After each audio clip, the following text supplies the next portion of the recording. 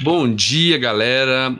Olá, pessoal. Sejam bem-vindos a mais um podcast aqui do Dados Críticos. Hoje, para mais um Clube do Livro, a gente vai falar sobre O Arqueiro, do Bernard Cornwell. E estou aqui com os meus colegas de Clube do Livro. Vou pedir para eles se apresentarem. Carol, tudo bem? Seja bem-vinda. Bom dia, pessoal. Bom dia, meninas. Animada para falar desse livro que eu ainda amo, por incrível que pareça. E é isso. Muitas coisas pra falar. Assim que é bom. Continuando então, Teseu, bem-vindo. Olá, galera. Bom dia a todos. Coisas boas e muitas coisas ruins pra falar também. Vamos aí. A gente já começa com treta na apresentação. Como assim vocês não gostaram do livro? Né? Continuando aqui, mas por último, não menos importante, Felipe, bem-vindo. Bom dia, Theory. Bom dia, pessoal da live. As flechas voavam enquanto a primeira salva ainda sussurrava pela água piscada pelo vento. A segunda foi disparada e enquanto os homens colocavam a terceira flecha nas cordas, as primeiras atingiam o alvo. Carai. Isso é muito pica, né, velho? Os malucos eram muito bravos, velho. Véio. Dizem que tinha arcos que o torque de você puxar ele pra tirar a flecha era em torno de 60 quilos. Agora imagina os caras fazendo isso e atirando, sei lá, de 5 a 10 flechas por minuto. Eu só consigo imaginar os arqueiros como... Já assistiu aquele filme de caminhoneiro? O Falcão, que era com... Já. De caminhoneiro! Esse filme que ele tem... do Sylvester Stallone, que é de... Sylvester Stallone. Braço de ferro. É maravilhoso esse filme. E aí ele tem um braço pra jogar braço de ferro assim, tipo o Homer Simpson, e fica com o braço um fortão, enquanto o outro fica mais fininho. Eu imagino que deve ser assim, né, velho? O braço de puxar deve ser aquele braço fortaço, e o de mirar deve ser, assim, é uma força que você tem que segurar ainda, mas deve ser mais fino. Eu imagino mais musculatura das costas, né, que é mais envolvida. Né? Não é verdade, hein, Felipe? Os caras devem ser largos pra caraca, virado em ombro. E hoje a nossa host será a Carol, quem fez a indicação do livro. Então eu vou passar a palavra pra você, Carol. Fique à vontade aí. Ai, gente, acho importante lembrar. Eu indiquei esse livro no ano passado, que é um livro que foi muito impactante para mim quando eu li ele há quase 20 anos atrás. Ganhei esse livro há quase 20 anos atrás. E ele me impactou bastante na época, então foi muito curioso reler ele agora, depois de tanto tempo. Eu tava até conversando aqui com o Teseu antes da gente começar, que a impressão que eu tive foi que o que me encantou na época continua intacto e algumas coisas foram perdidas no caminho, porque a gente, né, o tempo passa, a gente desenvolve visões diferentes sobre muitas coisas e outras passam a incomodar. Então, eu sei que acho que o Felipe já tinha lido ele também, já. Né? Uhum. Há quanto tempo? Eu li em 2019. Mais recente. Longe, né? Então não tem tanta diferença. Então, só pra fazer essa pontuação antes da gente entrar no nosso roteiro, porque é um movimento muito interessante, né? Reler uma coisa que a gente leu há tanto tempo atrás. Corre o risco de você perder completamente o encanto, como também pode te fazer refletir sobre vários outros pontos, né? Sim. Uma coisa que é bom lembrar o pessoal que tá escutando a gente na ordem, que não era esse livro que era pra ser o do mês, era pra ser A Filha das Profundezas, do Rick Riordan, mas como o Teori já explicou em vários podcasts, a gente tem uma votação lá no grupo, quando lê mais ou menos 10% do livro, se vamos continuar ou não, pra gente não se sentir na obrigação de ler um livro que não tá gostando, e democraticamente a gente escolheu não continuar lendo ele, e por isso a gente tá no Arqueiro, que era um dos livros reservas que nós tínhamos para ler. Exato, muito bem lembrado, Teseu. Por isso que nós estamos aqui hoje, pra falar do Arqueiro. Vamos começar então aqui pelo roteiro, né? A gente começa com o autor. O autor é o Bernard Cornwell, ele tem 79 anos, ele é britânico, e tem uma coisa muito curiosa, tem muitas curiosidades sobre a vida dele, porque eu nunca tinha pesquisado tanto sobre ele antes de me preparar para esse clube do livro, e tem muita coisa curiosa sobre a vida dele. Ele é britânico, né, mas quando ele começou a escrever, ele já não morava mais na Inglaterra. Ele se formou em História pela Universidade de Londres, trabalhou como professor por um tempo, e depois foi trabalhar na BBC, no canal de TV, como pesquisador. E é muito curioso porque foi trabalhando na BBC que ele conheceu a esposa dele, americana, ela era turista, e nessa de ficarem juntos, ela não podia ir para Inglaterra porque tinha uma questão de família, ele decidiu ir para os Estados Unidos para ficar com ela, só que o green card dele foi negado, e aí para ele conseguir ficar no país, ele pensou, o que eu vou fazer? E aí ele decidiu começar a escrever. Isso em 80, tá? Então, ele escreveu a primeira história dele. Caramba! Então, peraí, a gente só lê esse livro porque tem o desembaraço aduaneiro complicado, é tipo isso? Ele começou a escrever por causa disso. Nós temos o George W. Bush pai. Cara, quem diria que um dia o George W. Bush pai seria agradecido por alguma coisa. Por negar o green card do Bernard Cornwell.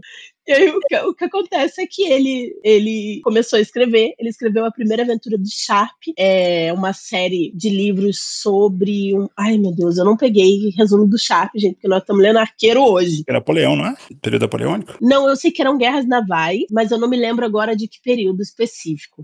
E tem uma coisa muito curiosa no próprio site do Cornwell que fala sobre isso, né, sobre essa estratégia. Ele, em 1980, ele começou a escrever o Sharp, em 81 ele publicou.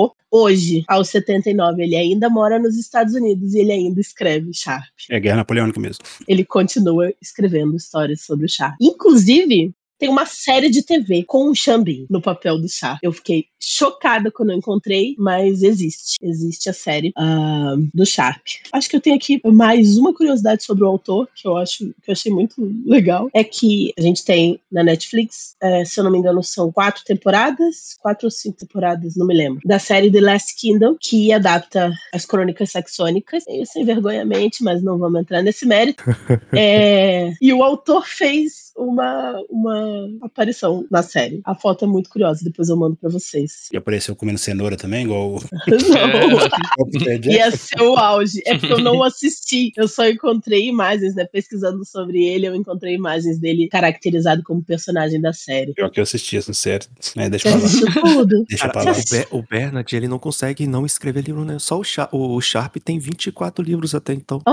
Eu meio que desisti de acompanhar, porque... E, assim, hoje eu digo que ele é o meu segundo autor favorito, que ninguém nunca vai tirar o lugar da Agatha Christie.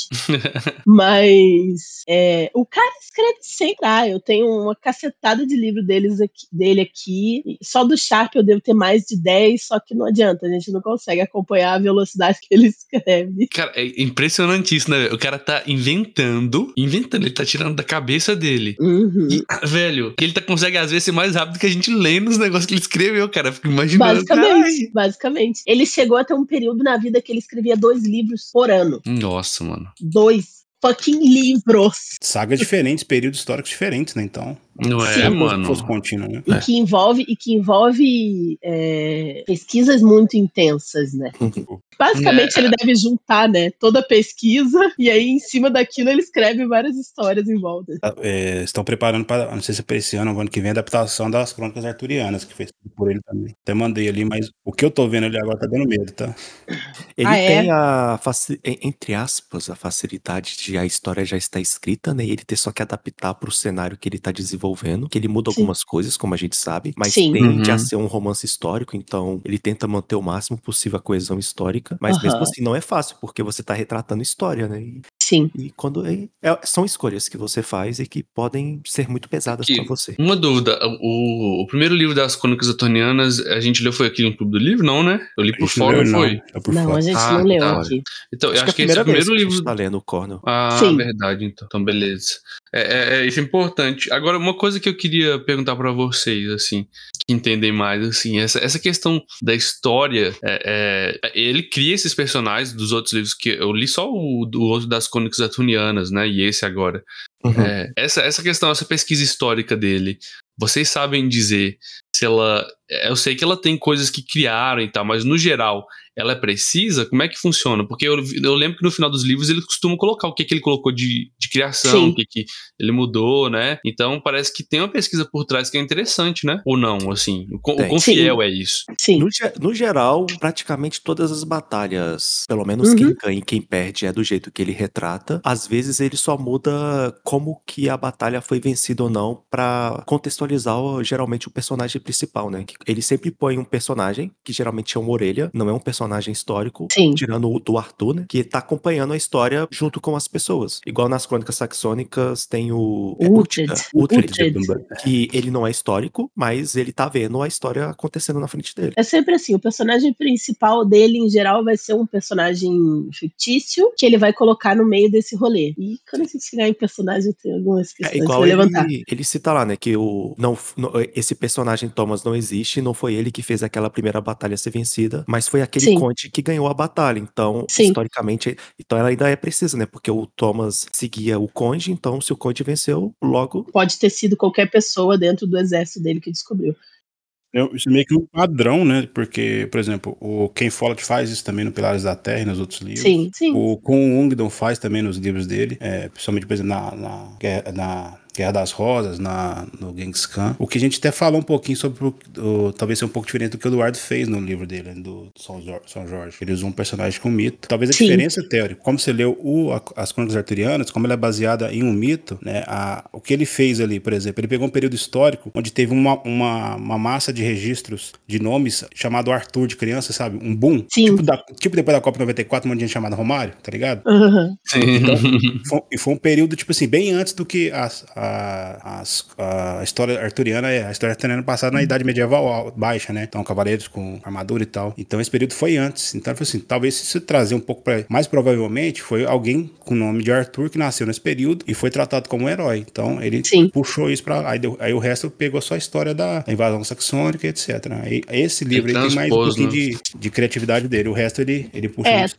Tanto as Crônicas Arturianas quanto o Stonehenge, por exemplo, que eu já li também, são muito mais baseados em várias pesquisas, em várias histórias que ele juntou para tentar transformar isso numa história coesa. Diferente desse daqui, por exemplo, ou diferente do Waterloo, diferente de outras, né, outras sagas que ele escreveu, enfim, que tem muito mais registro histórico para ele poder desenvolver em cima. Esses livros, eles são um pouco mais de imaginação, um pouco menos de história.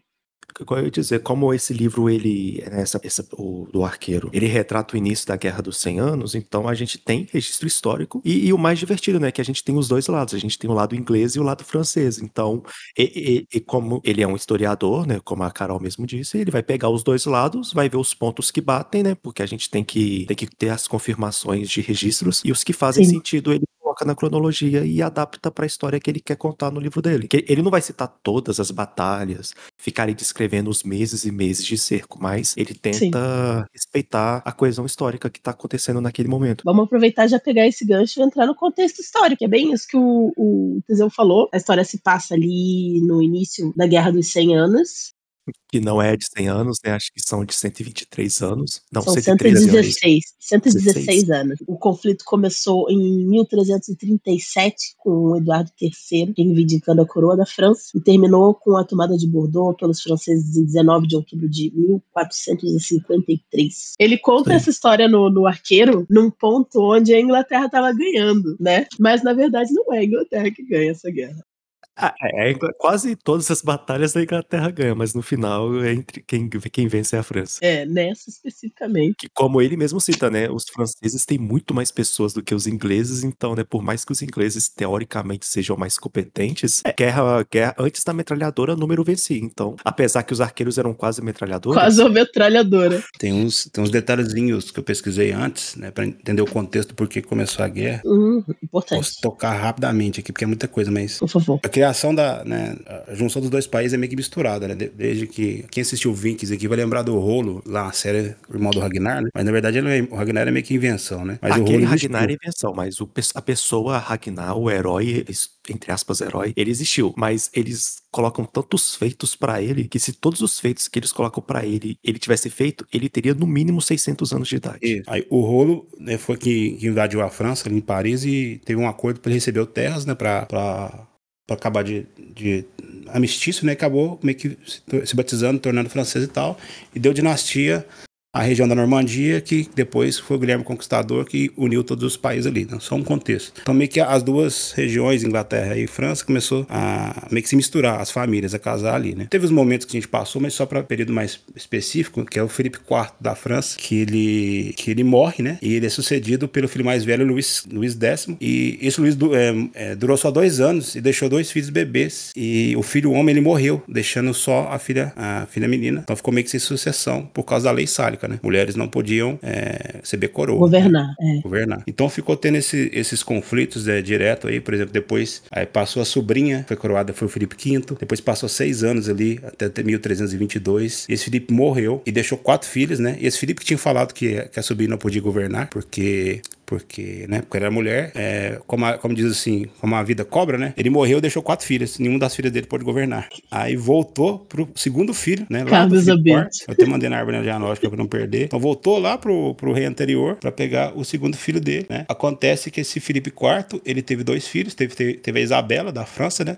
Teve esse Felipe IV aí. Essa Isabela da França casou com o Eduardo II, que é da Inglaterra, e a coroa, ela foi pro último filho do Felipe IV, Carlos IV, que também morreu depois de 6 anos. Isso mesmo. Então ficou 2 meses ali, a França sendo regida por um regente até nascer uma criança. Quando o Carlos morreu, a terceira esposa estava grávida, né? Só que ficou essa vaga. Aí a vaga ia ficar entre os 2 primos, certo? O primo Eduardo III, que era o filho desse Eduardo II com a Isabela, que era por parte da mulher, e esse primo deles, que era o Felipe VI da França, que é conhecido como Felipe de Valois. O que acontece? Os dois tinham o mesmo nível de parentesco, só que o Eduardo III era por parte da mãe, a Isabela. Então o que os nobres franceses fizeram? Fizeram uma reunião e falaram assim, ó, como não pode ser filho, mulher não pode herdar, mulher também não pode, o filho também não pode vir da herdeira da parte da mulher. Ei. Então eles definiram o que seria, né, o de Valois. Isso é importante, Felipe. É porque tem uma lei super antiga, ela tinha mais de 1000 anos que ela não era usada, se eu não me engano, e ela só era usada quando assim, né, era relevante pra alguém dar um golpe a lei de poder. sabe,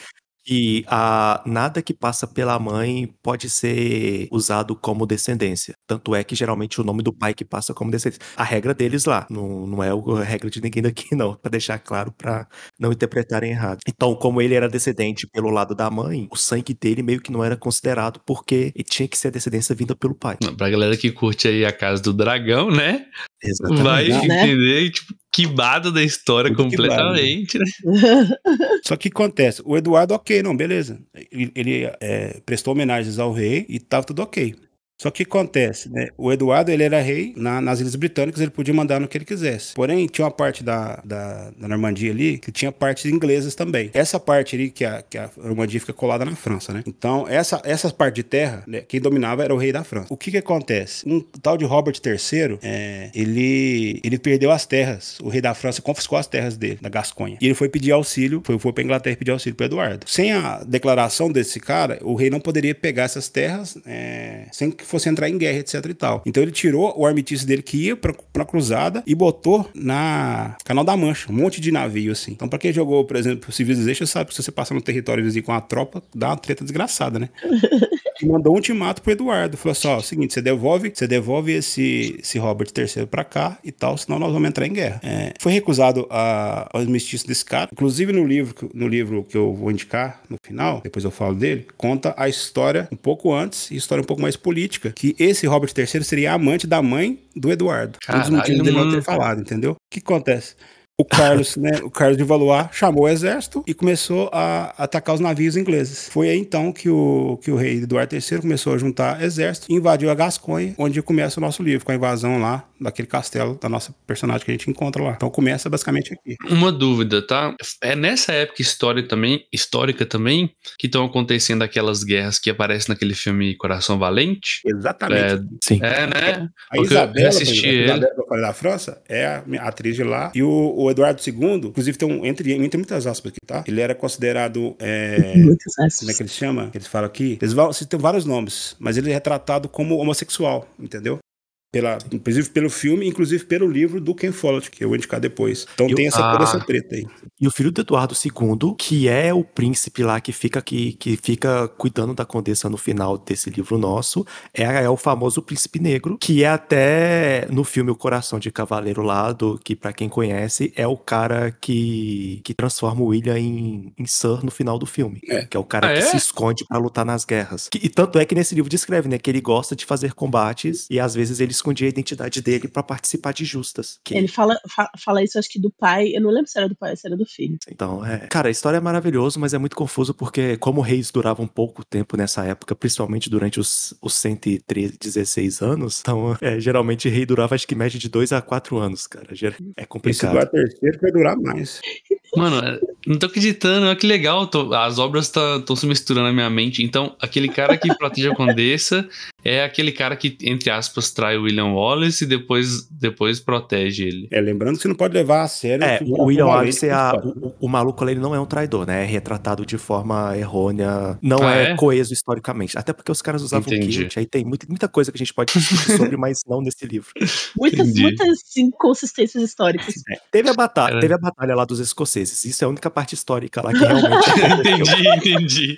Não é igual. Não entendi. Não teve o mesmo nível. O De Bruce, ele foi quase um herói, de certa forma. Ele não foi um traidor igual é retratado no filme. William De Bruce, eu acho que é o nome dele. Uhum. Então vamos continuar aqui, só para concluir essa parte do contexto histórico.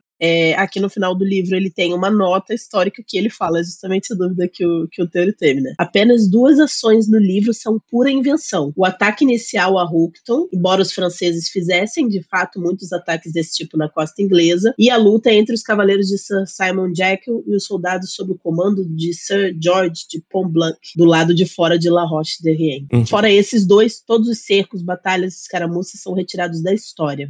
Exatamente. O legal disso é que, tipo assim, traz pra gente que tá lendo, eu tive essa impressão como leitor, tá? É muito mais palpabilidade pra uma coisa que você ouve por alto na história. Sabe, quando a gente estuda história, a gente fala assim, pô, teve um ataque lá no tal coisa. Tipo assim, só que, cara, um ataque é um negócio, cara, que pessoas morreram, pessoas sofreram, e você vê esse sentimento, entre aspas, em primeira pessoa acontecendo ali, cara, é um negócio, cara, que te dá um interesse pela história, né? Então eu acho que esse tipo de livro, ele tem um mérito gigantesco, como o do Eduardo Spohr, que a gente leu também, né, esses romances históricos, de causar interesse. Por exemplo, a pessoa que já gosta, já tem um certo interesse, aí eu leio e fico mais interessado ainda, sabe? Exato. Pesquisar mais, saber mais, isso é muito legal, cara. Às vezes a pessoa nem sabe que gosta, né? Porque, como nas escolas, muitas vezes nós somos obrigados a ler livros que são livros importantes, mas não é para uma criança de 10 anos ler. Ela perde o interesse na leitura e vai ganhar de volta quando ela conhece meio que a fantasia, os romances históricos e coisas assim que vai despertar. Quando ela começa a ler aquilo que ela gosta, que ela se interessa de verdade, né? Então vamos seguir adiante aqui com um resumo da história. Eu usei mais ou menos como base o que está no livro mesmo e algumas adaptações, né?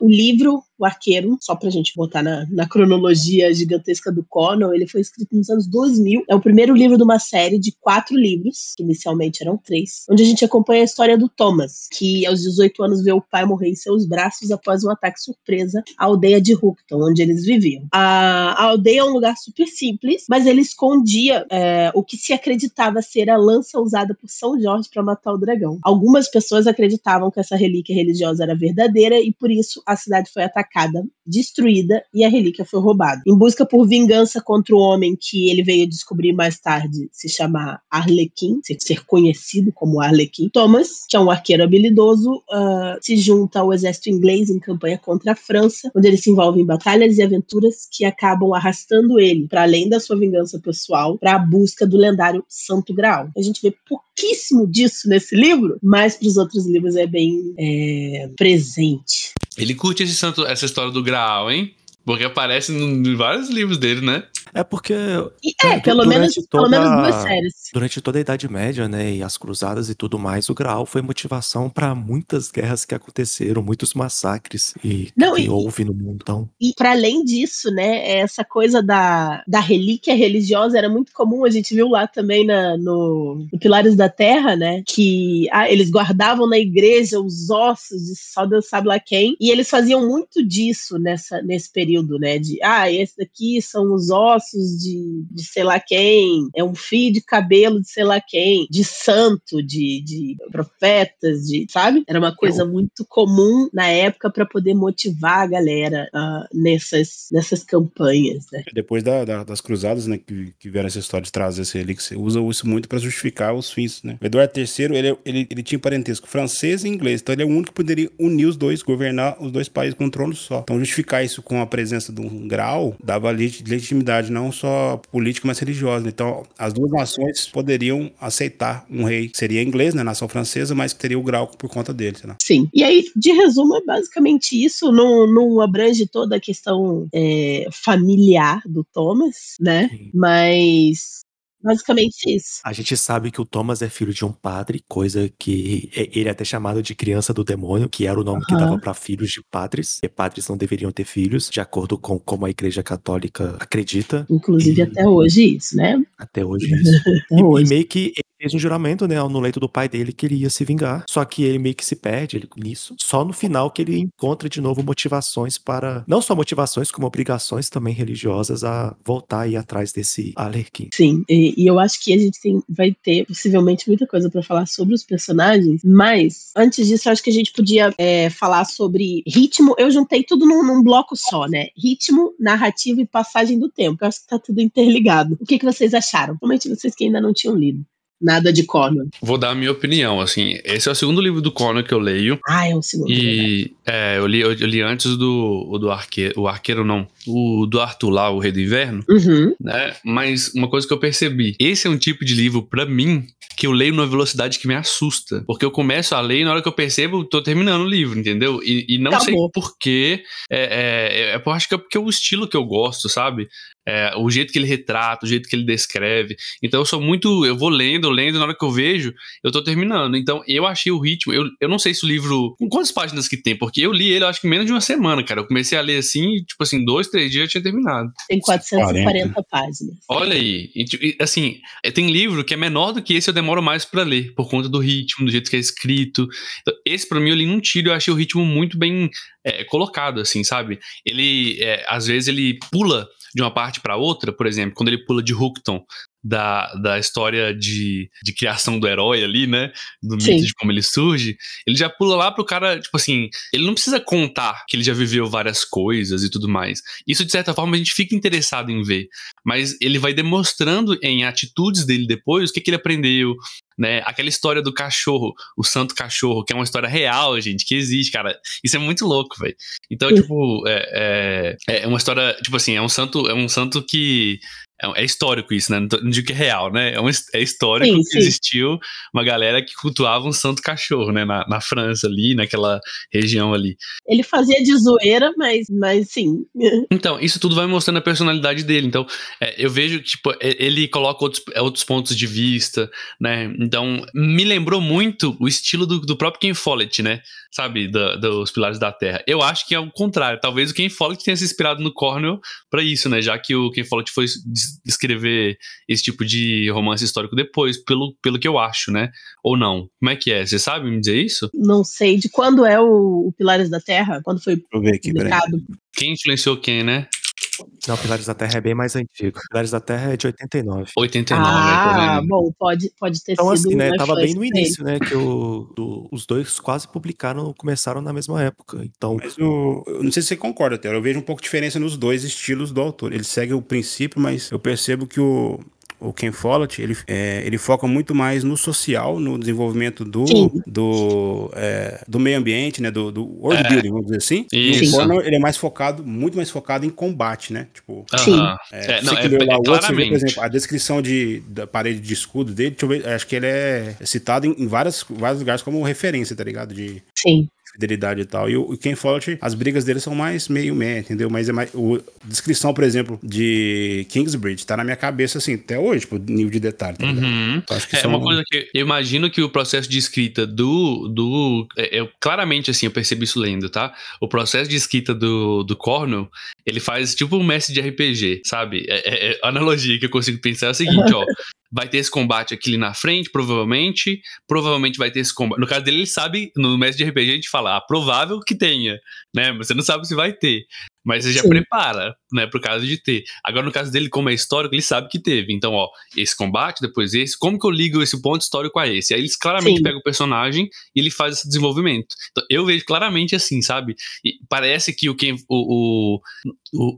Cornwell, ele é isso, né? Ele faz essas ligações assim, pra seguir, sabe? Pra desenvolver. É realmente isso, Felipe. Muito, muito bem pontuado. Alguém definiu, eu não lembro, foi um outro autor, tá? Eu acho que numa tentativa de fazer uma crítica aos livros do Cornwell, definiu que era história de mais e lifestyle de menos, né? Tipo, vida de menos. E sim, é uma coisa que hoje eu percebo, na época isso não tinha me chamado tanta atenção. Os personagens, eles não vão ter tanta profundidade, mas a história vai ser muito cuidadosamente escrita nas questões importantes relacionadas ao fato, sabe? Sobre as armas, sobre a disposição do exército numa guerra, a estratégia, a forma que eles pensam nesses detalhes, porque tudo isso é muito documentado. E a gente não vê muito disso, de desenvolvimento, de profundidade de personagem na obra dele. Fazendo um retrocesso aqui de outras histórias dele que eu li, eu não lembro de perceber isso, mas essa riqueza histórica foi uma coisa que você falou, Teori, antes, que você é inserido dentro daquela história, não é do tipo você tá lendo sobre,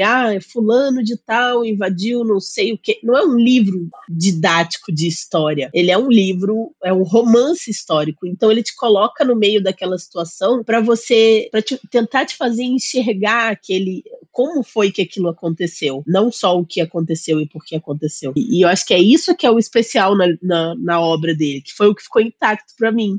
Sentir que a gente foi inserido mesmo dentro da história, sabe? Eu concordo contigo, Carol, nessa parte, de todos os gerais. Mas eu acho que, por exemplo, As Crônicas Arturianas é o livro que ele mais desenvolveu bem o personagem, na minha visão. Talvez porque ele tenha mais liberdade histórica, né? Porque, por exemplo... Eu gostei também. Os personagens são muito bons, sabe? Por isso que é o livro que eu mais gosto dele. Talvez, eu gosto bastante de história, eu gosto, né? Esse livro que é bom e tal, mas de fato os personagens são bem, bem simples, né? Talvez porque... Aí vai muito... Até que o Theory falou, não sei se foi uma live e tal. O autor muito escreve sobre o que ele viveu, né? Como ele trabalha no BBC é conhecida por fazer diversos documentários históricos, né?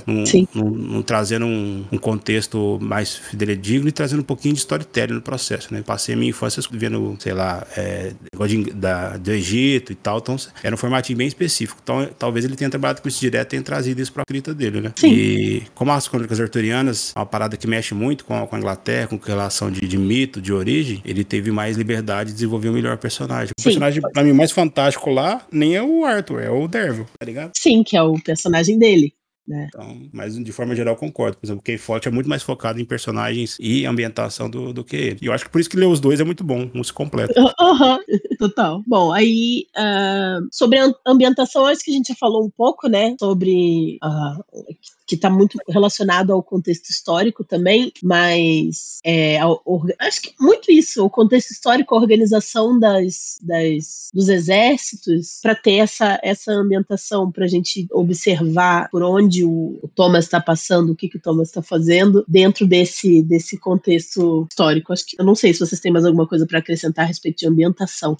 Estilo de combate da Inglaterra com a França é bem interessante a diferença, né? A Inglaterra é toda formal, cavalaria, luta honrada, e a Inglaterra é muito luta guerrilha, né? Arqueiro, posição, terreno elevado, usa árvore. Então, é uma diferença muito boa. Mas aqui, eu vou falar pra vocês, velho. Por que a França não fazia arco, então? Ele fala alguma coisa sobre isso no meio do livro.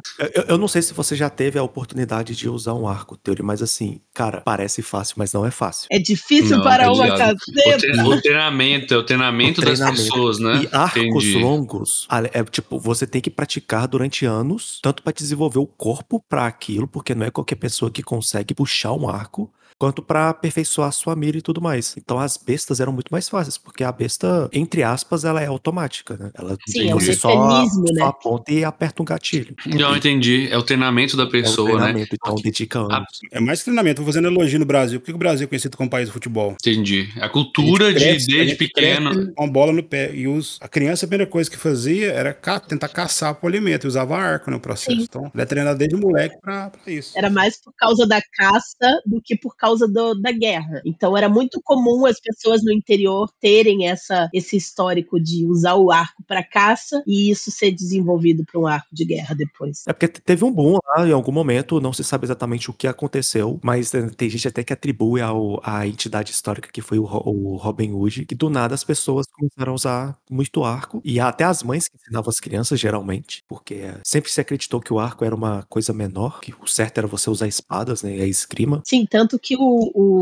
lá no início do livro, o cara pergunta pro Thomas, quando o Thomas diz que quer ir pro exército, né? O cara falou: você quer ficar aqui e treinar com os meus guerreiros, né, pra poder ir pra lá? Não, eu quero ser arqueiro. Aí ele, mas o arqueiro não tem tanta glória, né? Mas ele não tava atrás de glória, né, gente? Exato. Ele tava atrás de... Não, cara, isso aí traz muita profundidade. Nós, pensando bem, é por isso que existem proficiências na RPG, né? Tipo, é cultural, né, cara? A pessoa saber ou não, beleza, né? Antigamente se colocava mais como uma raça, mas a cultura que você cresce, né, que te indica isso, pô. É isso que o Felipe falou do futebol, cara. Perfeita analogia, velho. Porque é isso, né? Você aprender desde pequeno a jogar. Até quem é ruim de bola tem um sonho de pequeno de querer ser o jogador, sabe? Tipo isso, velho. E é engraçado, porque tem duas civilizações que elas são bastante conhecidas por ter usado a besta, né? Que são os franceses e os chineses. Só que os franceses, como sempre, eles eram medíocres no uso da arma que eles tinham, porque eles só atiravam pra frente. E os chineses, eles usavam até parábola também. Apesar da besta não ser feita pra isso, eles ainda usavam outras táticas pra aperfeiçoar o tiro da besta. Então, nem nisso os franceses acertaram. Isso me lembrou, Teseu, uma coisa que eu separei aqui pra usar como citação. Eu acho até que eu já vou pegar ela. Espera aí. Que é justamente sobre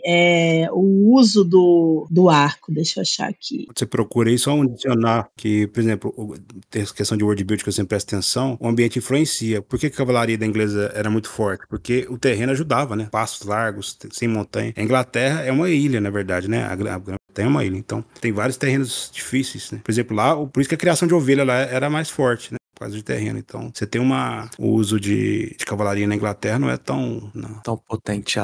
Mas já a naval, porque eles eram uma ilha, eles eram muito acima das outras pessoas na época deles. Assim como os fenícios, né, que pra minha opinião foram os maiores navegadores que o mundo já teve, eles eram o concurso da época deles, que a prática leva à perfeição. Eu achei aqui, é um parágrafozinho, né, não é bem uma citação. Diz assim: Tese, disse Skid, e Thomas sentiu seu coração bater enquanto ele puxava a grossa corda até o ouvido direito. Escolheu um homem na linha inimiga, colocou a ponta da flecha diretamente entre o tal homem e o seu olho direito, voltou o arco para a direita, porque aquilo iria compensar a tendência da mira da arma. Depois ergueu a mão esquerda e mudou-a de volta para a esquerda, porque o vento estava vindo daquela direção. Não era muito vento. Ele não pensara na mira da flecha, agindo por instinto, mas ainda se sentia nervoso, e um músculo se contraía na perna direita. É isso. A linha inglesa estava num silêncio completo, os besteiros gritavam e os tambores e as trombetas francesas eram de ensurdecer. É aqui que termina. A linha genovesa parecia formada por estátuas verdes e vermelhas. Soltem seus bastardos, resmungou o homem, e os genoveses obedeceram. 6.000 setas de bestas ergueram-se em arco para o céu. Os besteiros genoveses atiravam para cima. Agora, disse Will, com uma suavidade surpreendente, e as flechas voaram. É legal essa coisa de mostrar o cuidado dele com a posição do arco, a força que precisava. Ele fala que queima os músculos das costas, que ele percebe que as penas das flechas dele estão ficando vermelhas porque o dedo tá sangrando. Deve ser um negócio muito doido. Exatamente. Cara, é muito doido, né? É muito literal, tipo assim.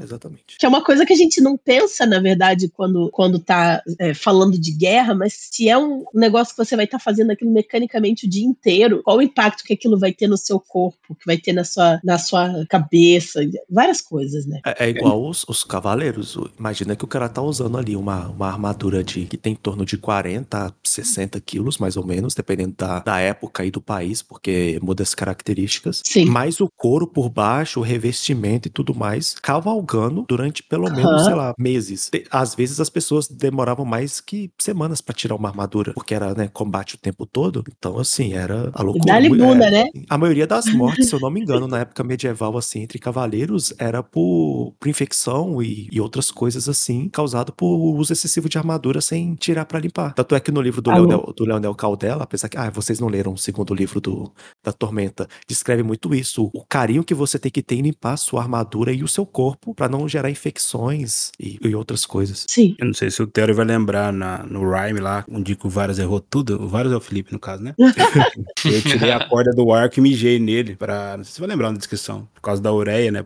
Justamente por causa dessa cena que eu lembrei aqui de sangrar o dedo, tá ligado? Eu lembrei dessa parte do livro. Então vamos pra construção de personagem, que agora que eu acho que a gente tem mais coisas pra falar. Pelo menos eu tenho. Complicado, né? Eu vou começar então, porque assim, quando eu li esse livro há muitos anos atrás, eu achei o Thomas incrível na época. Hoje, lendo, eu acho que ele é um personagem muito confuso, e eu vou explicar o porquê. Ele é um cara que teve acesso à educação, ele é um cara bem educado, ele escolheu, pelo menos era pra ser, ele escolheu ser um arqueiro, beleza. O Cornell coloca muitas coisas, assim, especiais em cima do Thomas, que ele faz pouco uso, na verdade. A minha crítica era exatamente essa, né? Porque é dito que ele fala 3 línguas, né? Que ele fala o inglês, o francês, ele fala um pouco de bretão também, e ele fala latim. Tanto é que ele se passa por padre uma parte do livro. Sim. E é dado, né, que ele é um estrategista, porque ele até conseguiu vencer aquela batalha lá. Historicamente, a batalha foi vencida, mas não foi o Thomas, mas é dado a ele, né? O ataque, acho que é Caen, se eu não me engano. O primeiro ataque de Caen, porque depois foi La Roche. Foi La Roche. Caen, não, é verdade, foi La eles Roche. entraram Caen tipo a louca. É quando ele encontra a Lourinha. Eleanor. E na minha cabeça ela é uma elfa, só por causa do nome. Na minha cabeça, automaticamente, ela virou uma elfa. Era o nome da minha elfa no Um Anel. E o Thomas, em nenhum momento, ele parece ser um cara inteligente. Exato. É essa que é a questão que me incomodou. Ele ganha muitos atributos que ele faz pouco uso. Gente, mas erudição não é sinônimo de inteligência, não, velho. Não, eu sei, mas todo mundo fala coisas muito boas sobre ele. Ele é um estrategista, que ele é inteligente, que ele é esperto, ele é sagaz. Ele mas não mostra. E eu acho contraditório às vezes, porque ele parece um cara muito seguro de si, até a merda bater no ventilador. Nossa, a cena que ele vai fazer emboscada no Simon, mano, ele é muito burro. Nossa, o burro não, ele é, não sei, que menino, nossa, que raiva que me deu. Aí depois você pensa, pô, eu podia ter tirado o arco e tirado a flecha e colocado bem. Nossa, cara, animal. É muito bobo, cara, que menino idiota, cara. Mas eu acho assim, isso não me incomodou, porque eu acho que o autor tentou demonstrar, tipo assim, o calor da batalha, né? Mas tipo não era, assim... Carol, foi pensado, Teori, foi uma emboscada, cara. Tipo, teve tempo, ele planejou a saída da mulher pra ir pra outra cidade, porque ele sabia que o cara ia atrás dela, ele foi na frente, ele pegou bestas com Skier, chamou os outros 2 amigos pra fazer emboscada, treinou a usar a besta, porque nem isso ele sabia, e ainda assim foi... Eles treinaram muito pouco e isso eu acho que foi um erro também. Podia ter dado, é igual ele falou, podia ter usado o arco e depois trocado a flecha. Sabe por que isso não me incomodou? Porque eu uso com base um pouco, talvez, minha experiência. Eu contei pra vocês uma história que uma vez alguém pulou aqui dentro de casa, eu peguei um pedaço de pau e saí lá fora e fui bater no cara. Meu Deus, tipo assim, eu sempre... A época do caixa, que o cara tava fumando, não era? Eu lembro. Tipo assim, cara, claramente, eu sempre pensei, se alguém pular aqui, pô, é muito idiota você sair lá fora, que é muito perigoso fazer isso. Cara, é muito perigoso. No Só que na hora... né, tio louco? É um negócio que, tipo assim, na hora que eu vi, já tava lá fora, velho. Porque, velho, que isso? Mas é diferente, porque foi planejado. Tipo, eles planejaram a parada e o negócio vai acontecer, acho que semanas depois, por causa da viagem, do tempo de preparo. É verdade, então, tipo, assim, é verdade. Sabe? Não foi assim, ele tava eles andando, escolheram o lugar, ele viu o Simon atacando a menina e ele resolveu agir de alguma forma abrupta. Sim. Entendi.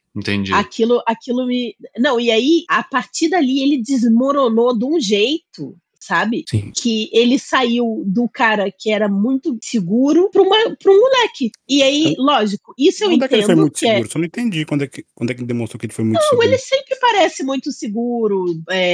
ele desafiou o tal do cavaleiro. Foi meio idiota também, mas desafiou o tal do cavaleiro lá, do Simon. Porque eles se estressaram no meio da briga, que foi por isso que o Simon pegou o ranço dele. Eu acho que ele era petulante porque não tinha nada a perder. Depois que ele se envolveu com a menina, ele percebeu que ele tinha uma missão específica e começou a ter medo, né? Caralho, ele virou muito gado, né? Que ele ficava, eu te amo todo dia pra ela, e ela nem olhava pra ele, cara. Nossa, velho, tem uma frase ali que doeu no coração, na hora que ele fala assim, eu falo eu te amo, e ela não respondeu.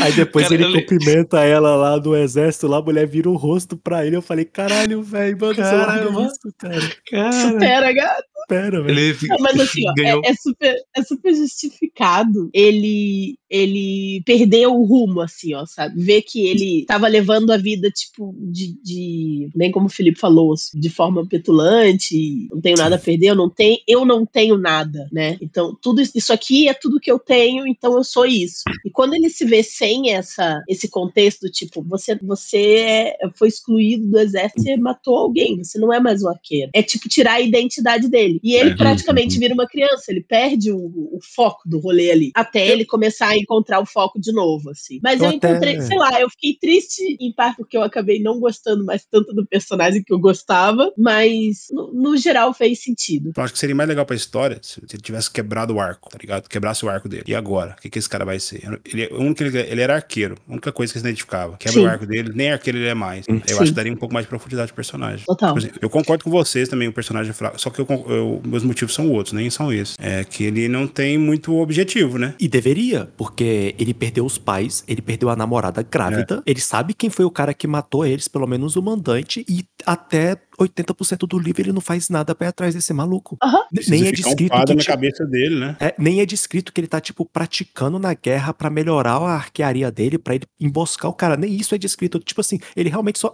meu pai morreu, minha mãe morreu, a arma que meu pai protegia foi roubada, eu sou de uma família que eu não sei quem é essa família, a minha namoradinha que tava grávida foi virar escravo ou alguma coisa, e eu não vou fazer nada contra. Tipo, cara, eu falei, mano, como pode? Cadê o brio, né? Como disse o professor Clóvis de Barros Filho, cadê o brio desse cara? O brio dele ficou ali depois que a vila dele morreu, quando ele decidiu entrar pro exército, e o que aconteceu foi que ele se acostumou tanto com aquela vida que ele esqueceu da vingança dele. Aí ele acha, né, depois, o Guilherme lá, né, o cara que atacou ele, que não é o Arlequim, mas estava sendo mandado pelo Arlequim, ele falou, aquela menina bonita que foi pega, ela tava grávida e ela morreu quando ela deu a luz pro bebê junto com o bebê. Aí ele olhou pro cara, beleza. Cara, pelo menos dá um soco no maluco, velho. Chora, grita, nada. Eu falei, ele é muito apático com essas coisas, sabe? Tipo, e se fosse descrito que ele era uma pessoa fria, ou alguma coisa assim, até tentava passar pano, mas em nenhum momento é dado que ele é um cara, sabe, tipo, super centrado e que não se importa com nada. Nem isso, velho. Então ele é só,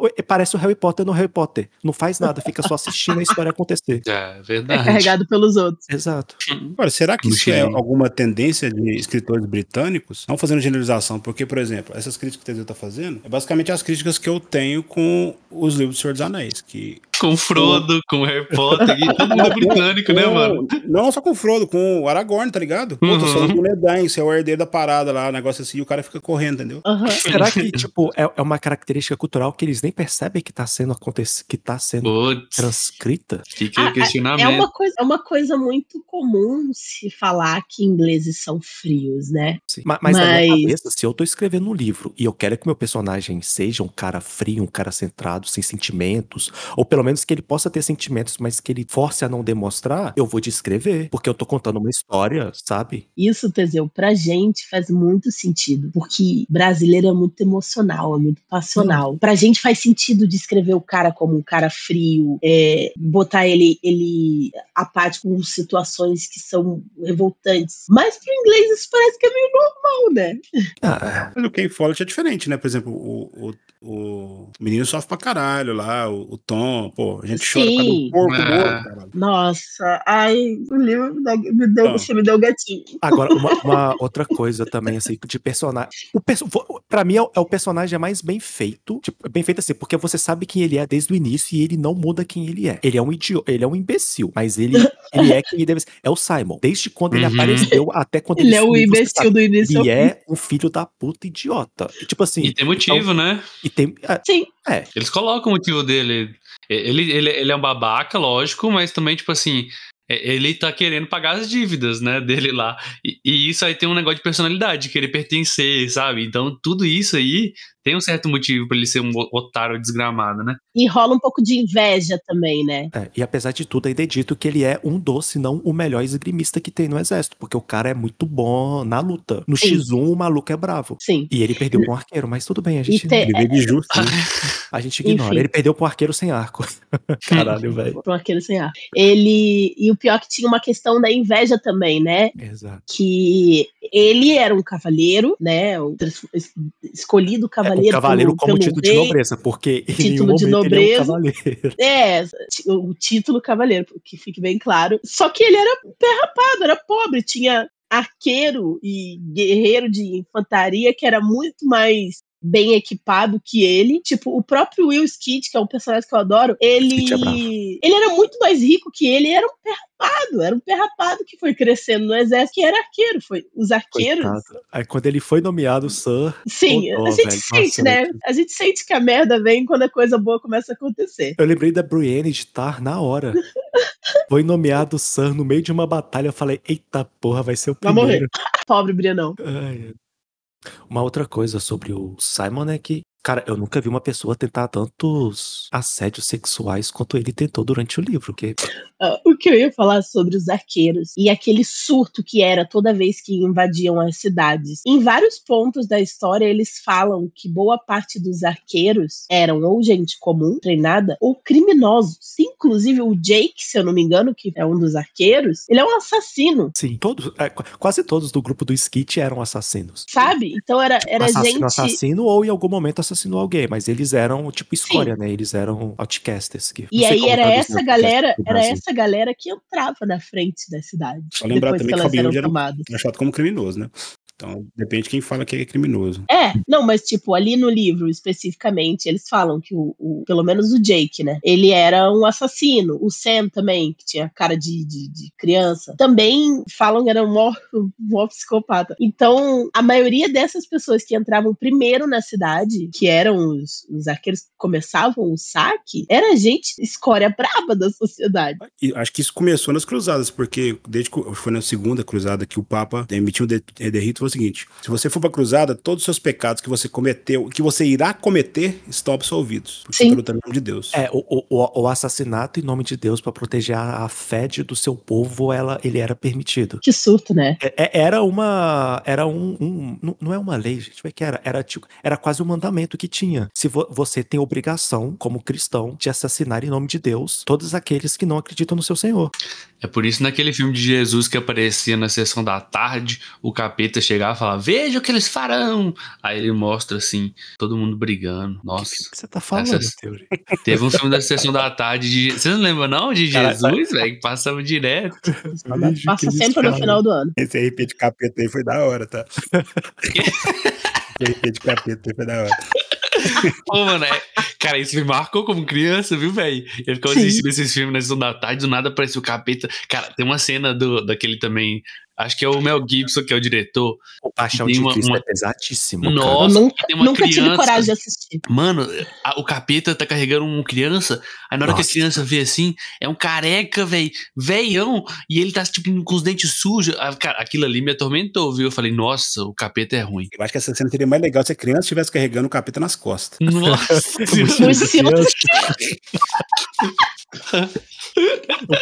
Ou tivesse o pé preto, né? O Felipe usando a magia do Harry Potter, ridiculous, pra o Theory sumir com o trauma dele de infância, mochila de criança. Mas de personagens eu acho que é os mais relevantes. Tem a Condessa, ela é quem ela tem que ser, de certa forma. A gente sabe que ela ia usar as pessoas e depois ia descartar. Sim, ela já deixa claro isso desde o início. Padre chato, né? Vamos falar, o cara tá trazendo a verdade, mas padre chato, né? Sim. O padre parece aquele fiscal de obra, tá ligado? Que fica assim, lembra do deadline, tá? Lembra do deadline. Você fez um juramento, você tem que cumprir o juramento, tá? Não esquece, não. O juramento, você lembra? Deus tá vendo. Agora, o padre curandeiro, velho, que cara... O Mordecai lá. Eu li Mordecai, e na minha cabeça vinha RPG também. Mas o cara era muito bom, velho.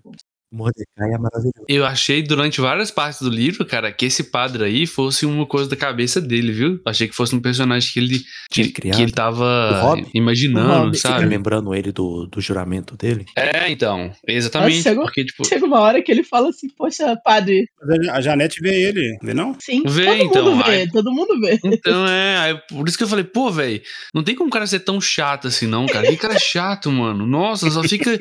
Nó.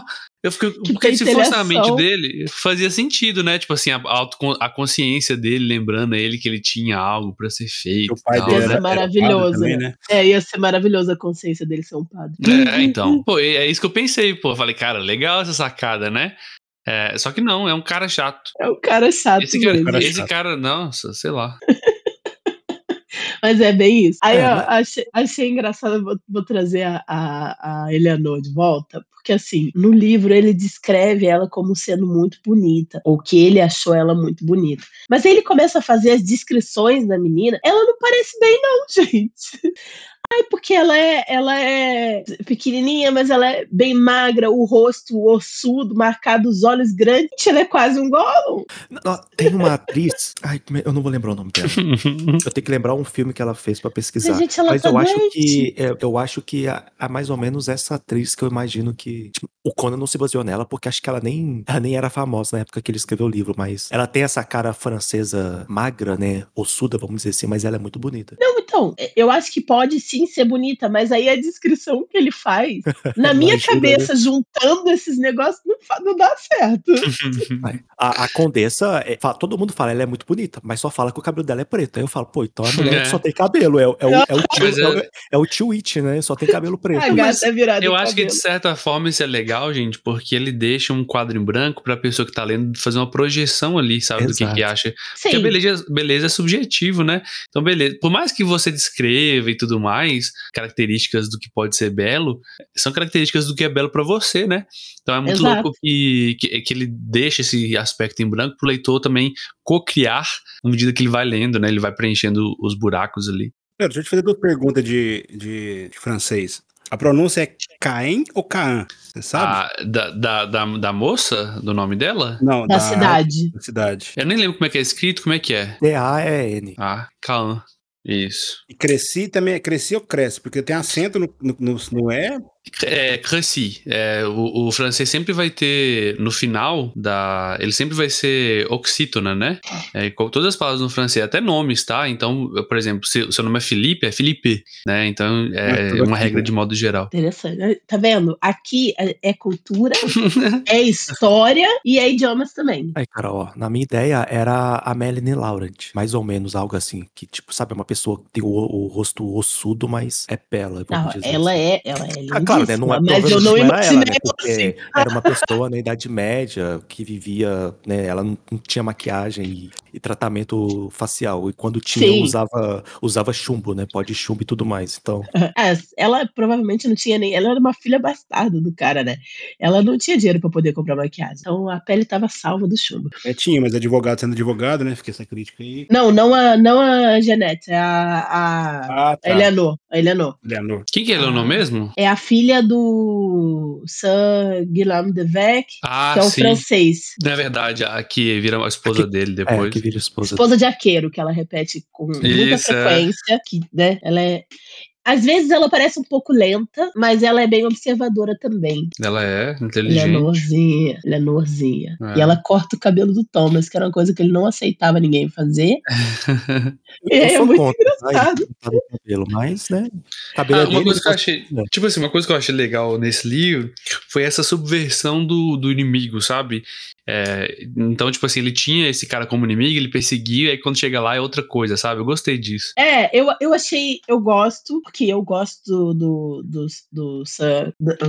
Devec, mas eu achei meio nada a ver, lendo hoje, né? Ele, tipo, ficou revoltadíssimo sabendo quem foi o cara que matou o pai dele, mas ele conversou com o cara que matou a mãe dele, e, tipo, algumas páginas antes ele tava assim, enquanto ele tava ali morrendo, que ele lembrava da da mãe dele, ele não lembrava do pai, ele lembrava da mãe, enquanto ele tava morrendo. E aí, morrendo enforcado, né? Aí ele encontra o cara que matou a mãe dele e ele fica assim, tá bom.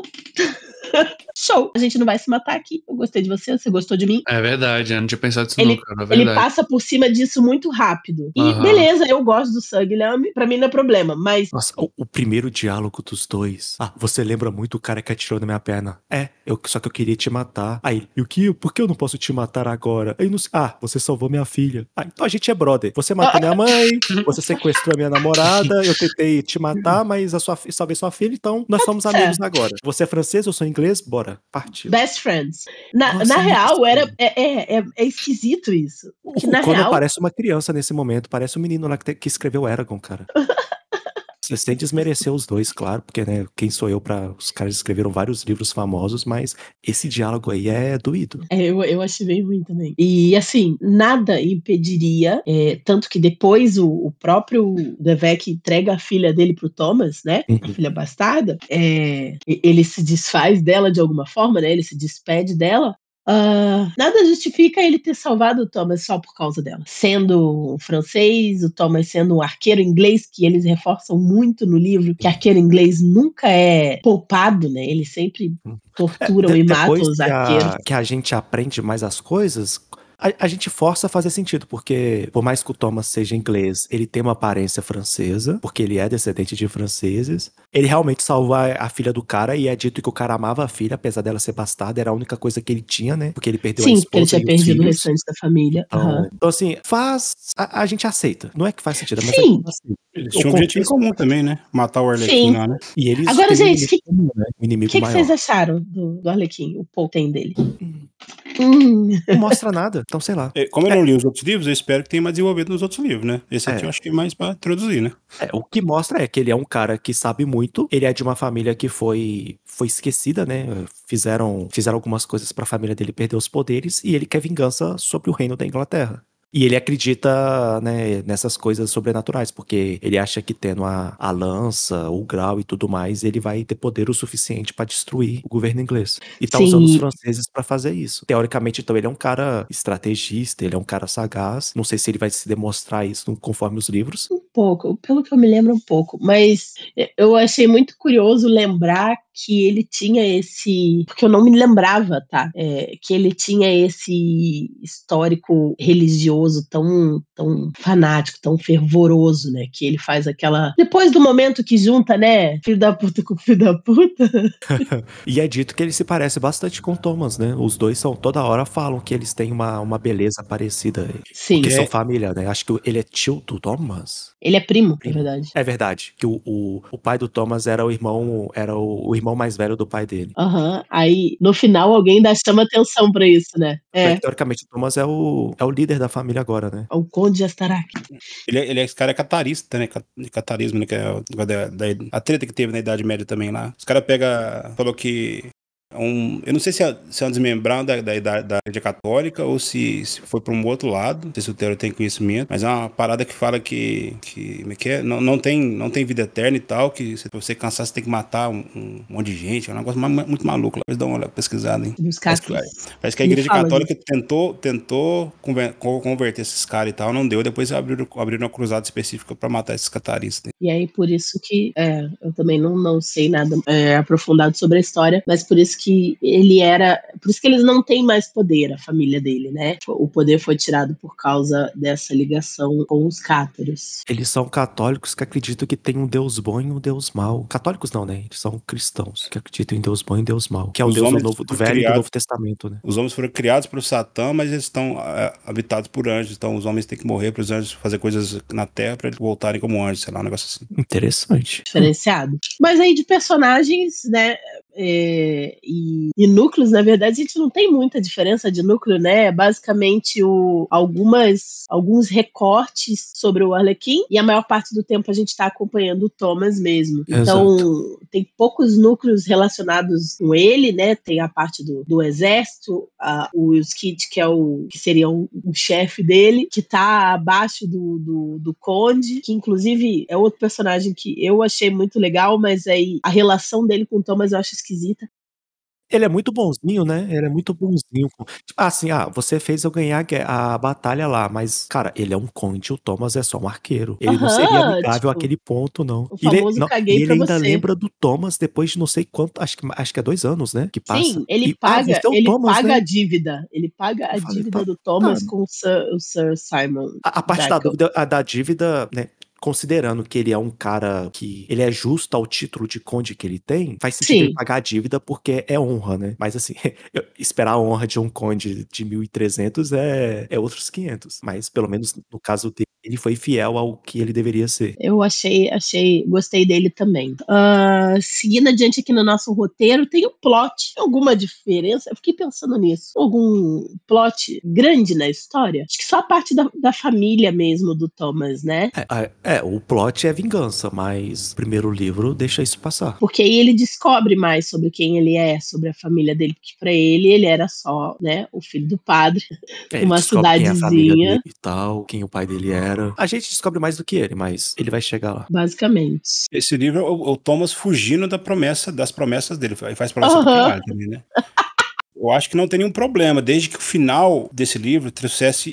Agora eu tenho que agir, tá ligado? Tipo assim, um chamado pra. Tipo assim, eu fugi, pra mas o aventura. problema me alcançou, né? Agora não tem como correr mais. Se o livro terminasse assim, eu acho que o livro seria melhor ainda. Porque. Ele meio que termina, na verdade. Mais ou menos, né? Ele termina com uma batalha maneira, a batalha é bem descrita, e ele meio que Sim, recupera a lança no final da batalha e tal. Ele luta contra um dos algozes dele e tudo mais, mas poderia ser mais bem trabalhado esse final, pra total. história em si do livro. Sim. É que a batalha de Crecy é uma batalha extremamente importante para a Inglaterra nesse período. Então, o que o Cornwell fez aqui é o seguinte: para mim, o que interessa mais aqui é a história do que o personagem. Eu acho que eu Sim. fiz esse livro isso. É igual Podia ter mais um Terra-média. capítulo, né? Mais ali 3, 4 páginas assim pra dar uma amarrada no personagem. E aí fica bem claro que o mais importante pra ele ali é a história, mais a história do que o personagem, né? Mas essa batalha eu fiz várias anotações ali enquanto eu ia lendo, que é uma coisa muito legal, é observar toda a linha estratégica deles, né? Do tipo, a gente tá na merda, nós somos menos pessoas, nós temos menos recursos, a gente vai ter que lutar, porque a gente vai ser interceptado por eles em algum momento nessa rota, né? Então, vamos escolher o terreno, como é que a gente vai distribuir isso? Os arqueiros têm que cavar Fossas, né? Buracos isso, para quebrar a a carga pata dos inimiga. cavalos, a disposição dos arqueiros com relação. Ele descreve isso com tanto cuidado que você enxerga isso. Você enxerga o lugar onde eles estão, você enxerga a disposição do exército. O príncipe, meu Deus do céu, o que aquele animal estava fazendo montado no meio daquela treta? Alguém puxa o príncipe do cavalo, tá maluco? Novela de cavalaria, né? O cara quer se É, tornar cavaleiro. você virou um alvo gigante com um bandeirão ainda. É o problema dos Atirem paladinos, né? aqui. E é muito legal ver essa estratégia, né?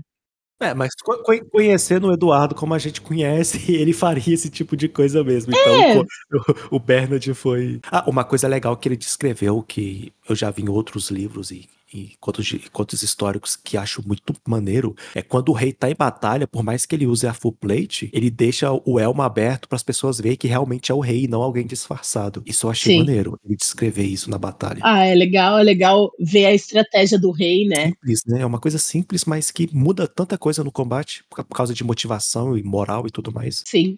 E a estratégia dele de segurar a galera do tipo, espera, a gente tem pouco recurso, não dá pra gente soltar todo mundo de uma vez, ela louca, né? Até pros franceses, porque se o francês matar o rei, um pé rapado matar um rei, meu amigo, porque o resgate é muito caro. É muito. Sim. Então o cara quer capturar, filho. Você não mata nobres, raramente você mata um nobre em batalha. Se você tem a escolha, claro, né? Mas ali eles estavam pra matar, essa que é a questão. Mas o rei ia ficar vivo, o rei e o príncipe iam ficar vivos. Sim. Tanto é que até descreve no final, né? Por mais que os ingleses venceram a batalha e tudo mais, eles enterram os nobres franceses e o resto eles deixaram lá pra galera da cidade lá lidar com o corpo do jeito que eles quiserem. Mas Te os vira, nobres foram né? enterrados. Porque, né? Aí, querendo ou não, tem a honra, entre aspas, deles, da nobreza. Sim, é Mas muito doido. eu sei que o livro foi escrito por ingleses, e eu sei que os franceses perdem a batalha, mas os franceses são muito bobos, né, cara? Que Porque, decisão sagaz do rei de sim, atacar à noite os arqueiros. Ah, vamos pra cima. Eles têm poucas flechas. sim, e se basearam basicamente nisso, né? Tiraram vozes da minha cabeça. Vozes foi horóscopo, por culpa do horóscopo. O cara viu lá que Câncer tava. Como é que é? Câncer? Saturno estava em direção a Câncer e Marte estava em conjunção com não sei o que. Então estamos bons para Mata a aquele batalha. astrólogo. Depois ele fala, é pra matar. Manda decapitar o astrólogo da forma mais cruel que tiver. Sim, mas lógico, né? Não foram só vozes da cabeça, né? Tinha uma pressão dos outros nobres para que ele realmente atacasse, porque eles estavam com medo que os ingleses fugissem. Então eles não avaliaram bem o terreno, eles tinham passado por chuva e os genoveses, os besteiros, eles estavam com as cordas molhadas e não dava para tirar da mesma forma que os arqueiros fazem, né? E ele descreve isso várias vezes, né? Que eles guardam a corda no elmo para não molhar, que a corda molhada ela perde a eficiência. Então, eles próprios, os ingleses, não acreditavam que os franceses iam entrar nessa briga no final de tarde naquela situação. Mas o medo era que os ingleses fugissem. Então, Mas eles olha arriscaram. que decisão esperta. Nós temos a maior cavalaria, ou seja, todos os nossos homens têm um cavalo. Os ingleses estão fugindo, quase sem flechas, e a maioria deles, a infantaria deles, anda a pé. Sim. Nós que temos cavalos, estamos com medo que os caras a pé vão fugir no nosso território que a gente conhece desde que nasceu. Faz todo sentido então. isso. Olha que rei maravilhoso, que estrategista incrível que o cara tinha no exército dele. Que gênio. Mas né, foi bom. Rendeu uma história boa. Mas aconteceu. Aconteceu. A cavalaria E foi francesa isso. vai perder ainda mais umas 3 batalhas pra frente. Até a Gincourt. E no fim são eles que ganham. É isso. Porque, né, como a gente já foi descrito em vários livros de história, os franceses tinham pessoas infinitas. É tipo a Rússia quando tava nas guerras mundiais. Ao contrário da Alemanha que tinha X pessoas, a Rússia tinha pessoas infinitas. Porque em guerra, o ser humano é um recurso. Então, se você, a sua nação tem mais recurso do que a outra nação, a não ser que tenha alguma tecnologia que faça as coisas serem discrepantes, como era o arco inglês, quem tem maior número vai vencer a guerra. E é muito legal, agora você falou de tecnologia, é muito legal observar o uso dos canhões, porque eles são basicamente inúteis. Cara, eu fico imaginando os chineses vendo essa galera em 1400 não sabendo usar um canhão, os caras usando canhão desde 1500 a.C. Graças Pois a Deus então. não usava canhão. É bruxite, pelo amor de Deus. Eles vão usar no finalzinho da Guerra dos 100 Anos, que é 1453, na Batalha de Castillon. Pra mim, é depois que acabou a história. Eu não escuto mais história. Eu detesto, Por quê? eu detesto pólvora. Sabe? Eu gosto de espada, de arco, essa porra. A pólvora, quando o mosquete entra com os franceses, a guerra perde um pouco a graça, né? Eu já não... É realmente Isso. assim, né? Pra quem tá lendo, né? Pra as Felipe. pessoas que estavam lá na guerra lá, eles amam a pólvora, né? Porque a pólvora salvou muitas pessoas da morte. E matou muita gente. Não, engraçado que a pessoa arruma a pólvora e fica burra, porque fica fazendo aquelas guerras do período napoleônico, fica aquela fileira de gente atirando no outro. Cadê a estratégia, galera? É maravilhoso, porque o cara atira, aí em vez dele se esconder, não, ele ajoelha pro cara que tá atrás dele atirar. E fica ali ajoelhado ali pro cara poder errar o tiro e acertar a cabeça. Bem legal, Mas bem legal, pensa bem bem. certinho.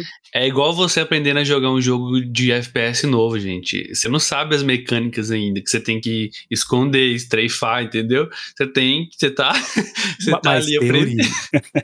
Não, isso sou eu até hoje, eu não consigo. Não entra na minha cabeça, não entra. Não entra na minha cabeça. A estratégia básica de guerra continua a mesma. Flanco, se esconder, formação, quebrar a formação inimiga. Inclusive, É louco.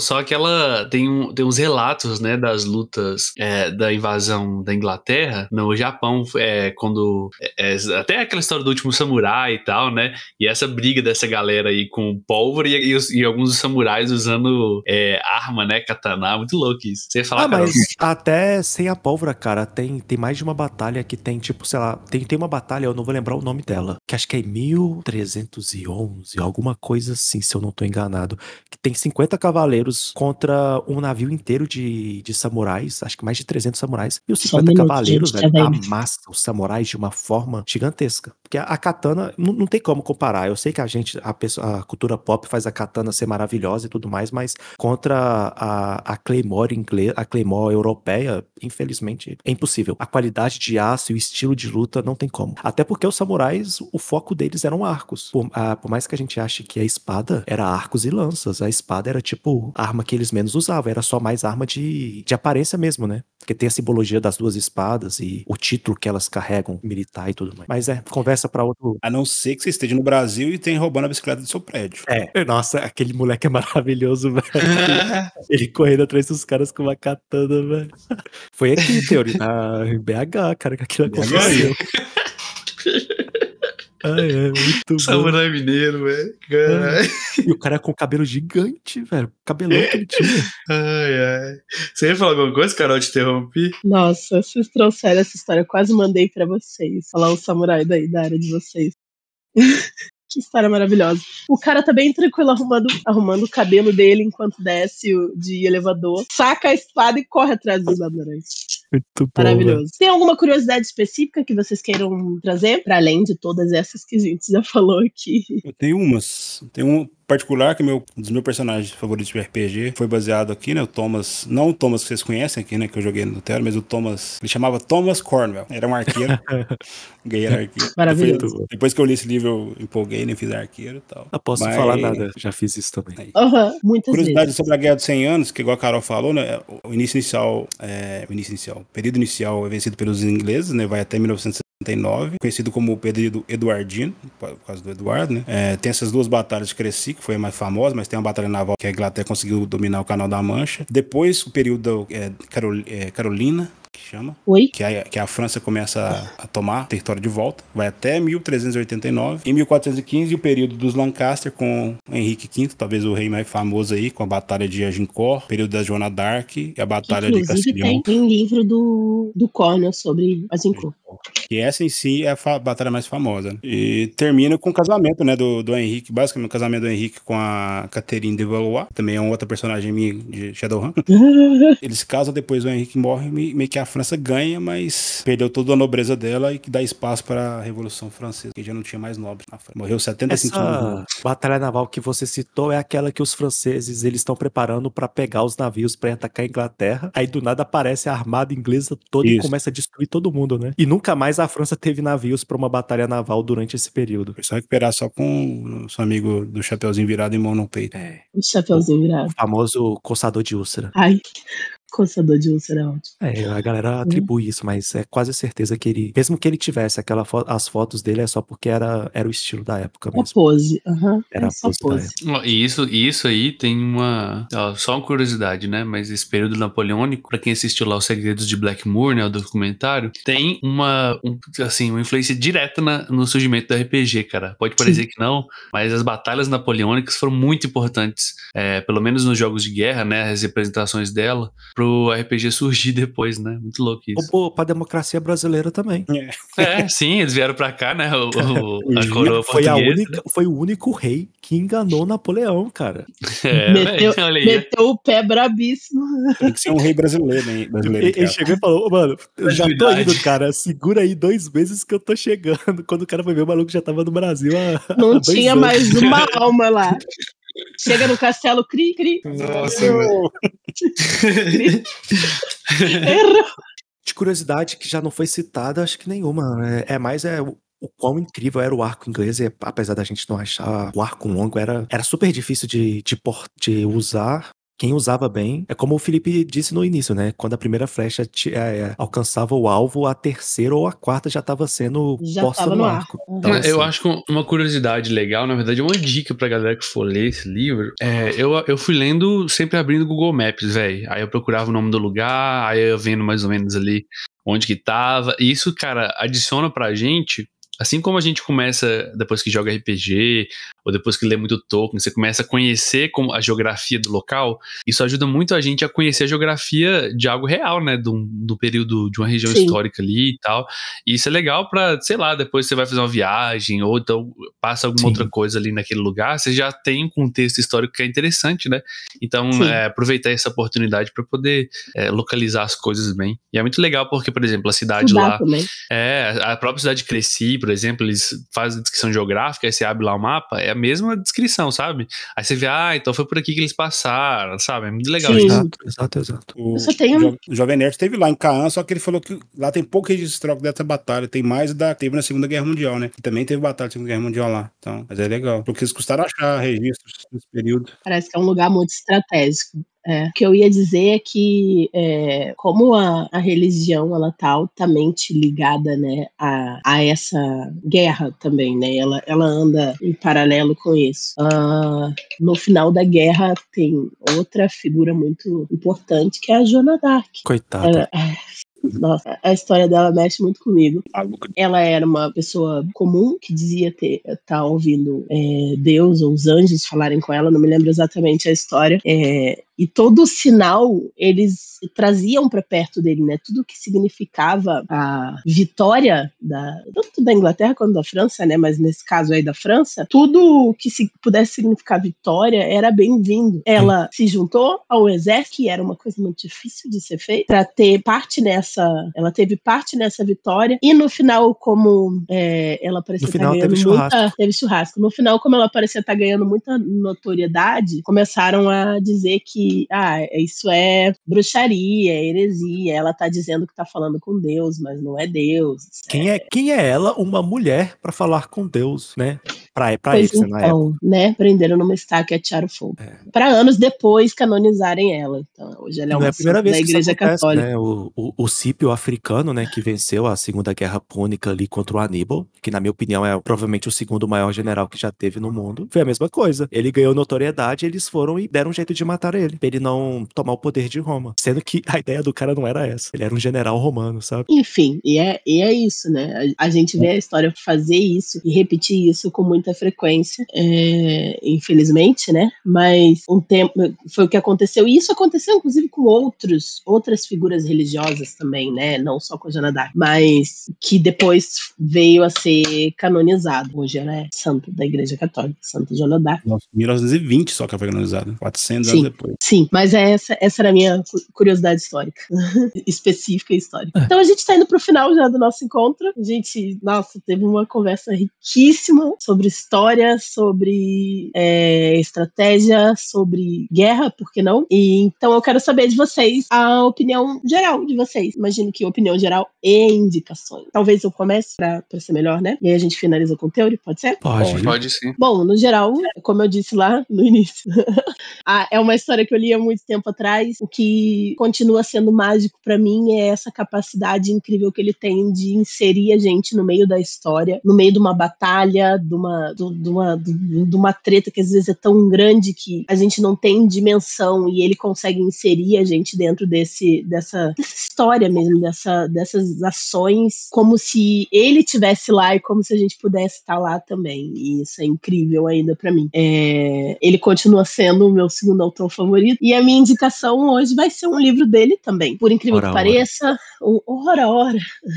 por incrível que pareça, vai ser um livro que não faz parte de uma das sagas gigantescas dele, que, né? Glória a Deus. Glória a Deus, ele escreveu alguns livros que não são saga. Então o livro que eu vou indicar é O Condenado, que conta a história de um cara que foi preso e condenado à forca, e tem alguém tentando provar que ele é inocente. Você sabe o período histórico que se passa? Se é que é histórico? Eu posso pegar aqui pra tentar adivinhar isso pra você. É interessante.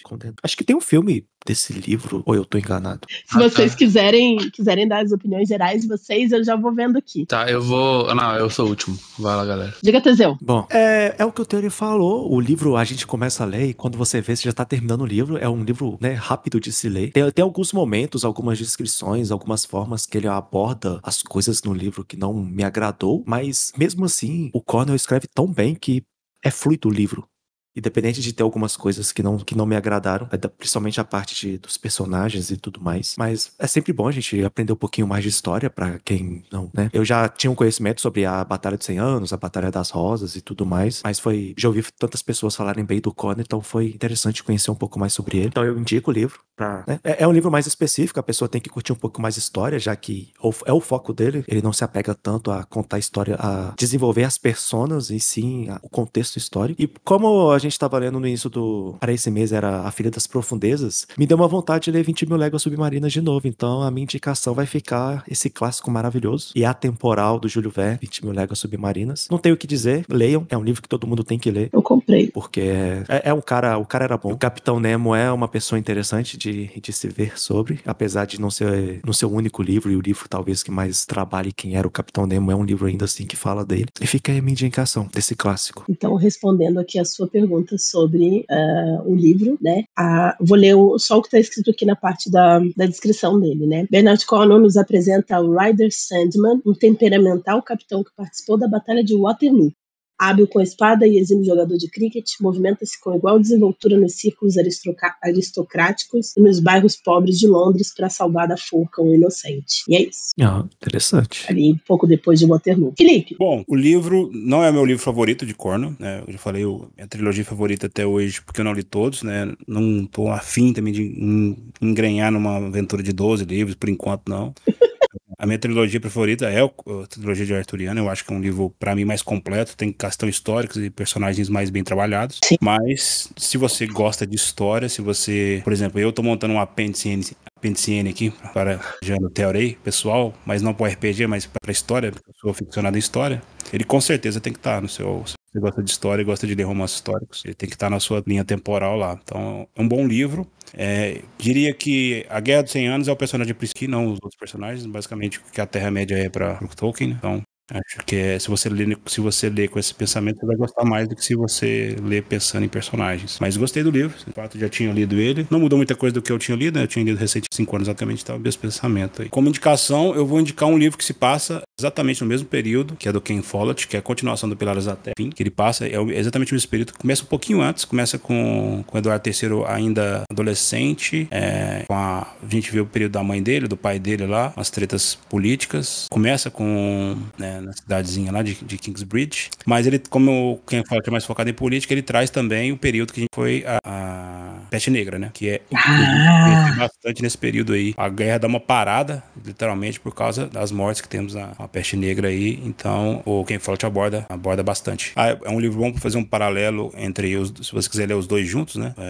Você vai ter duas visões aí, uma visão mais política, mais centrada no world building assim, e na Peste Negra, enquanto você lê as batalhas. Falando do livro, eu gostei bastante. Acho que depois, no final desse ano ainda, até o final, eu termino de ler os outros também. Acho que vou terminar de ler as Crônicas Arturianas, que é menor, que são só 3, aí eu já leio eles, depois eu leio esse, porque tô começando séries demais e às vezes é bom terminar também, né? Não só começar. Mas é um livro que eu recomendo pra quem gosta dessa pegada histórica, pra quem gosta de RPG, vai ser uma referência muito bacana, até pra você descrever seus combates, né? Eu sempre falo que se você quer melhorar como você narra, como você descreve, você tem que ter referência, né? Então vai ler, vai assistir série, ver filme, de coisas que se aproximam ali, mesmo que não seja diretamente, você pode pegar inspirações ali, né? É muito legal sempre a gente ler pra expandir isso, e eu recomendo. E pra quem gosta, acho que quem não gosta da temática, assim, não será um livro que a pessoa vai curtir tanto, sabe? Mas pra quem gosta, cara, é um livro, assim, redondinho nesse sentido, assim, tem problemas, lógico, né? Mas é aquela leitura rápida, sabe? Você lê ali e cara, pra se divertir também, sabe? Então é isso.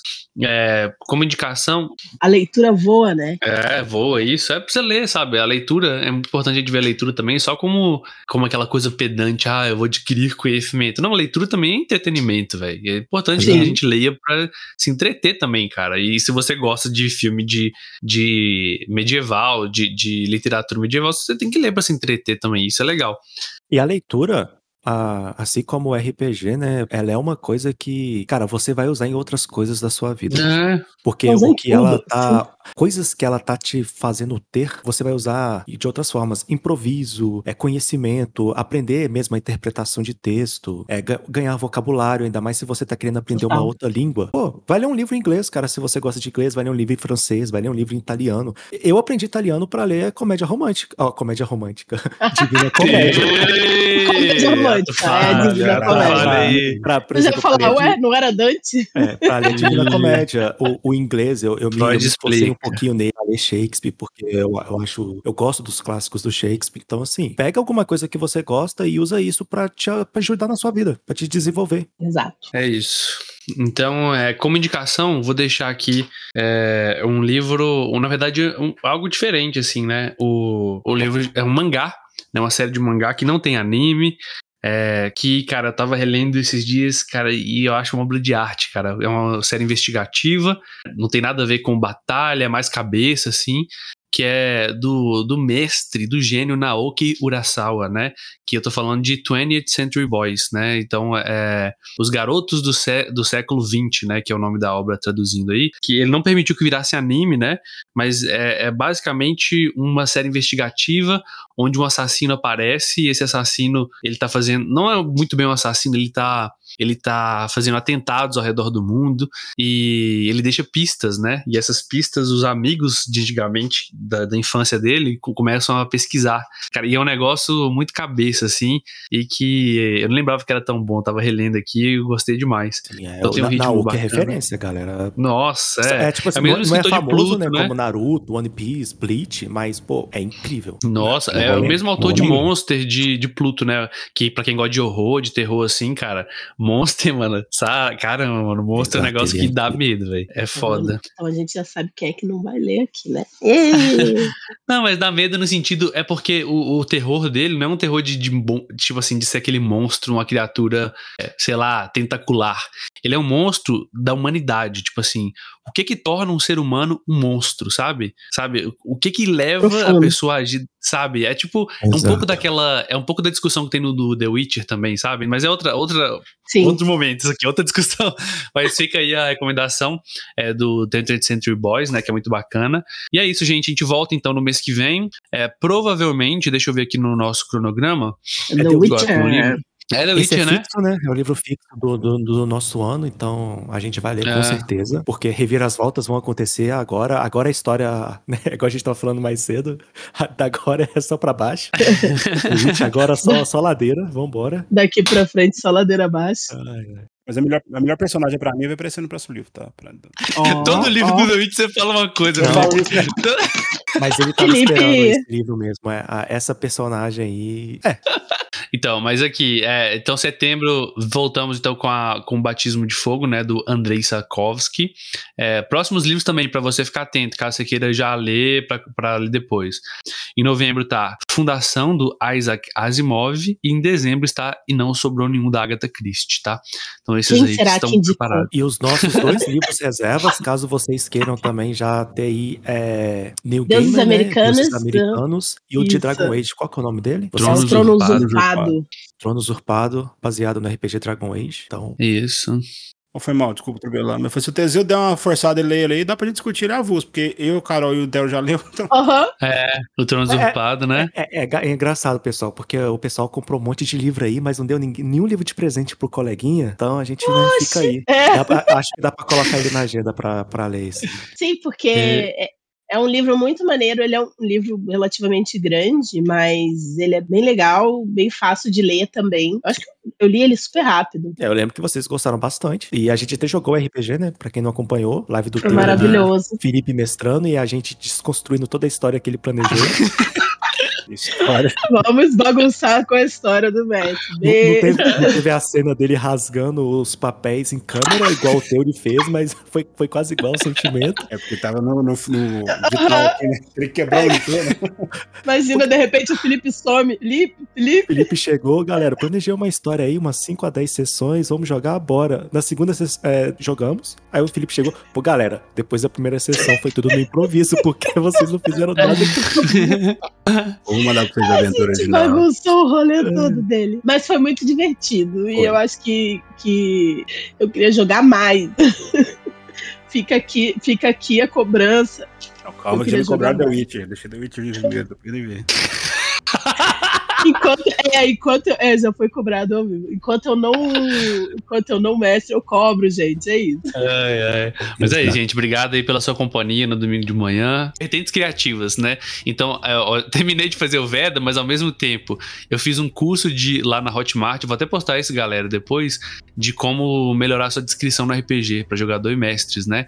Então, eu fiz um curso inteiro, tá pronto já, na verdade. Eu recomendo. Eu não sei como tá o curso, mas assim, eu conheço o Teuro, já joguei várias mesas com ele. O cara é muito bom em descrição, sem puxação de saco. Ele sabe que eu só falo a verdade, então se for pra falar mal, eu falo. Se for pra falar doa bem, quem doer. Doa quem doer. Então, e aí fiz isso e tô fazendo um manual de como adaptar o Old Dragon 2ª edição pra jogar no cenário de Ragnarok Online, né? Que esse aí, por conta de questões autorais, né? Não tem como ser um produto que eu vou vender nem nada, né? Então, porque tem os direitos do Ragnarok e tal. Então vai ser algo que eu vou soltar. Já até soltei lá pra galera dos apoiadores. Eu sempre solto lá tudo que eu tô fazendo.